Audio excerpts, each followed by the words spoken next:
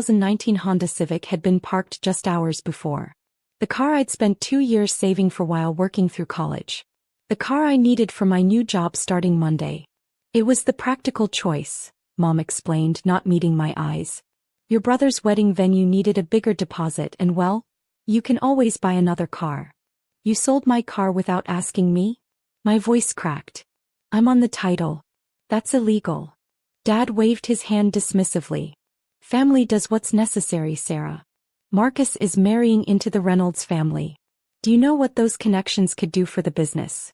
Ah yes, the family business Carter Construction, where Marcus was being groomed to take over despite barely passing his business classes. Meanwhile, my engineering degree and business minor weren't quite what the company needs. I start my new job on Monday, I said quietly. How am I supposed to get there? Take the bus, Marcus suggested, walking past with his designer suit for the wedding. Or better yet, quit that startup and come work for Dad. We could use someone to handle the paperwork. I looked at my parents, waiting for them to defend me. Instead, Mom busied herself with wedding catalogs while Dad checked his phone. The title, I demanded. Where is it? Already done, Dad replied. Power of attorney makes things simple. Don't worry, we put the money toward Marcus's wedding. Family first, right? Family first. The motto they used whenever they needed something from me but never when I needed them. That night I packed my bags. My small savings wouldn't get me another car, but it would get me a bus ticket to Silicon Valley where my job at Tech Build Solutions waited. They'd seen potential in my innovative construction software designs, potential my family had ignored. You're being dramatic, Mom called as I wheeled my suitcase to the door. It's just a car. No, I replied. It's just the last time I let this family take advantage of me. 3 years later. I straightened my blazer as I looked out over San Francisco from my corner office. At 28, I was the youngest vice president of operations at Tech Build Solutions, and my construction management software was revolutionizing the industry. Miss Carter. My assistant Lisa poked her head in. You have visitors in the lobby. I don't have any appointments this morning. It's your family. Your father, brother, and someone from Reynolds Construction. My heart skipped. Reynolds Construction, the company Marcus had married into, the connections that were supposed to secure Carter Construction's future. They say it's urgent, Lisa added. Something about a contract bid? I pulled up our pending contracts on my tablet. There it was. Carter Reynolds joint venture, desperately seeking the software licensing that could save their failing business. How long have they been waiting? I asked. 20 minutes. I smiled, remembering all the times they'd made me wait. All the times they'd dismissed my ideas. Let them wait another 20, I replied, turning back to my work. Oh, and Lisa, tell security to make sure they don't touch the Model 3 in my reserved parking spot. I'd hate for anything to happen to my car. The sight of my father and brother squirming in the lobby's modern chairs almost made the last 3 years worth it. Almost. Sarah. Marcus stood quickly, his expensive suit showing signs of wear. Not the Reynolds money keeping him stylish anymore. You look successful. 40 minutes, Dad growled, checking his Rolex, probably the last vestige of his former success. You made us wait 40 minutes. I glanced at Lisa, who was hiding a smile behind her tablet. I was in a meeting.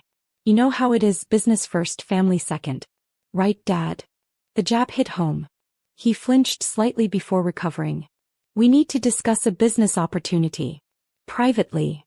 Of course. I gestured to the glass-walled conference room. Though I should mention, everything's recorded for security purposes. Corporate policy. James Reynolds, Marcus's brother-in-law, followed us in. He looked as uncomfortable as someone could in a $3,000 suit. The merger between Carter Construction and Reynolds Construction had been his father's idea. A last-ditch effort to save both struggling companies. Nice software you've got here, Marcus tried for casual conversation as we sat down. Very innovative. Funny, I replied, pulling up their contract application on the room's display screen. That's not what you called it 3 years ago. What was the term? Glorified spreadsheets. Dad leaned forward.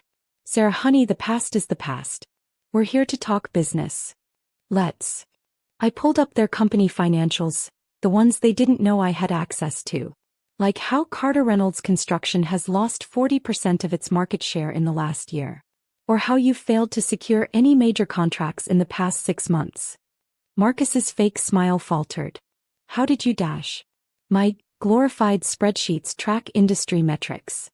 I swiped to another screen, including which companies are hemorrhaging money on outdated management systems. Now see here, Dad started, but James Reynolds cut him off. Ms. Carter, he said formally, we're prepared to offer significant compensation for licensing your software. Name your price. I leaned back, savoring the moment. High price. Well, let's see. The software license would be $2 million.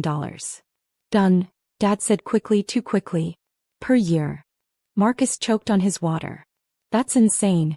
The whole company isn't worth dash. He stopped, realizing what he'd admitted.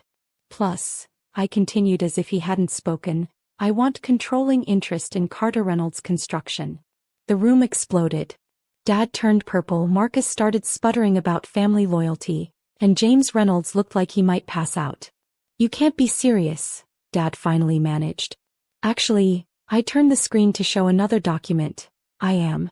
Your company's bylaws state that in the event of financial insolvency, outside investors can purchase controlling interest with board approval. I smiled. And guess who sits on the board of your largest creditor? 3 years of night classes, strategic networking, and careful planning had led to this moment. While they'd been coasting on old connections, I'd been building new ones. You planned this, Marcus accused, finally seeing his sister clearly for the first time. No, brother dear. You did this. All of you.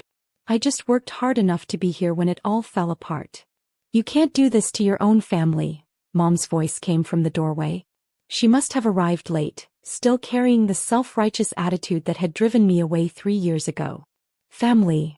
I pulled up one final document on the screen. Like when you sold my car illegally. Here's the police report I filed back then.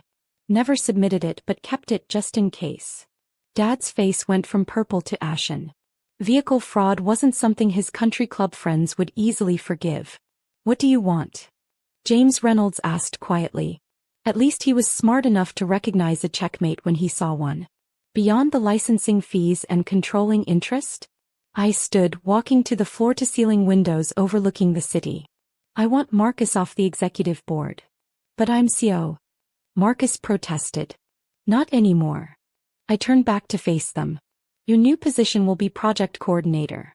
You'll report to the head of operations. And who's that going to be? Dad demanded, though his voice suggested he already knew. Meet your new chief operations officer. I gestured to Lisa, who walked in with a stack of contracts. Remember when you said she was just my assistant? She has an MBA from Stanford and 5 years of construction management experience. Lisa smiled sweetly at my family as she distributed the papers. I've taken the liberty of highlighting the relevant sections. You'll notice the terms are non-negotiable. Mom stepped forward, trying a different approach. Sweetheart, we can work this out as a family. Over dinner perhaps? I could make your favorite dash. Stop. I held up my hand. This isn't about revenge. It's about business. Your company is failing because you value connections over competence. That ends today. And if we refuse? Dad made one last attempt at asserting control. I shrugged. Then I'll watch Carter Reynolds Construction collapse while I license my software to your competitors. Either way, I win. The next hour was filled with the sound of papers shuffling and pens scratching as they signed everything. With each signature, I could see their old world crumbling, a world where family names meant more than merit, where loyalty was a one-way street. As they prepared to leave, Marcus paused. The car, he said suddenly. How much was it worth? $23,000, I replied. Why? He pulled out his checkbook, a rare moment of conscience 3 years too late. Keep it, I said. Consider it the first installment of your tuition. Tuition? For the lessons you're about to learn about real business. Starting Monday, you'll be shadowing Lisa. She'll teach you what business school couldn't, how to earn respect instead of expecting it.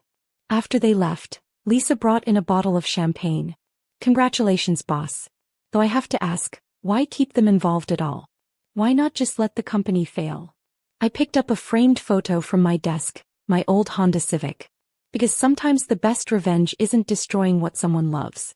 It's making them watch while you transform it into something better. Speaking of transformations, Lisa grinned.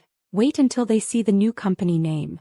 I smiled, looking at the mock-up of the new logo. Phoenix Construction Technologies rising above the old ways. Send out the press release, I told Lisa. And schedule a company-wide meeting for Monday. It's time everyone learned that success isn't inherited, it's earned. That evening as I drove my Tesla home, I passed the bus stop where I'd started my journey 3 years ago. The old Sarah would have given anything for her family's approval. The new Sarah had something better, their respect. Even if they had to be dragged kicking and screaming to give it. My phone buzzed with a text from Marcus. I'm sorry. For everything. I didn't respond. He'd have plenty of time to prove that apology meant something. After all, he had a lot to learn from his little sister, the one who turned a stolen car into an empire. 1 year later. I watched through my office window as Marcus gave a presentation to our project managers. He'd lost the designer suits and fake swagger, replaced by competence earned through actual work. He's improved, Lisa noted, handing me our latest quarterly report. Though he still flinches every time I make him take the bus to site inspections. Good, I smiled. Some lessons need reinforcing. Dad had retired forcibly 6 months ago, though he still showed up at board meetings as a consultant. He'd finally stopped introducing me as his tech-savvy daughter, and started using my proper title, CEO of Phoenix Construction Technologies, now the fastest-growing construction management firm on the West Coast. Mom had taken longer to adjust. She still sent weekly dinner invitations, each one accompanied by subtle digs about how I didn't need to work so hard anymore. I declined them all except for monthly family meetings held in my conference room during business hours. The Reynolds family had actually adapted the best, recognizing that their old money approach to business was obsolete. James now headed our East Coast expansion, proving that some people could evolve when forced to. Miss Carter. My new assistant knocked. The dean of your old engineering school is here. They want to discuss naming the new technology building after you. I looked at the wall where I'd hung my first car's license plate, a reminder of where I'd started and why I'd fought so hard. Tell them I'll match any naming rights donation, I replied, but the building should be called the Merit Scholars Center, instead. It's time we celebrated achievement over ancestry. After